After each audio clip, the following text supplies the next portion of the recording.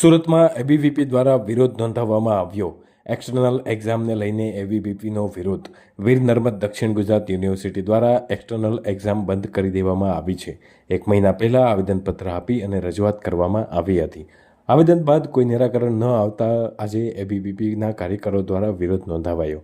ગુજરાતની તમામ યુનિવર્સિટીઓમાં એક્ઝામ લેવામાં આવે છે.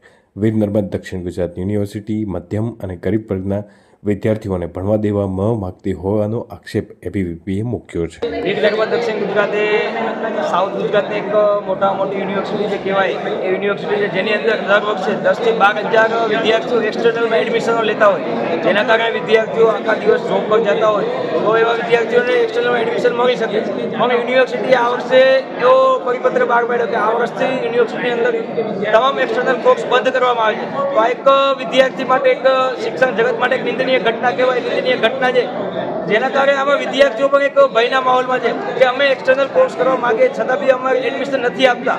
તો આના કારણે વિદ્યાર્થીઓને પરાણે પછી રેગ્યુલર એડમિશન લેવા પડે. તો આ રેગ્યુલર એડમિશનમાં વિદ્યાર્થીઓને ફી બી વધારે ભરવી પડે.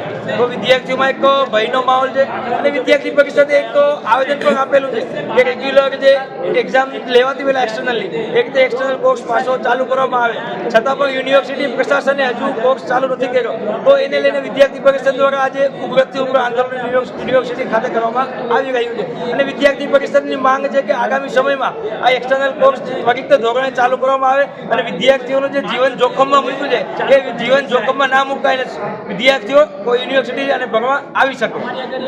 આ કોર્સ બંધ કર્યો, એક્સટર્નલ પરીક્ષા બંધ કરી, તો શું કારણ આપ્યું યુનિવર્સિટી દ્વારા એવું જણાવવામાં આવે છે કે એક્સટર્નલમાં એડમિશનો વિદ્યાર્થીઓ એડમિશન નથી લેતા.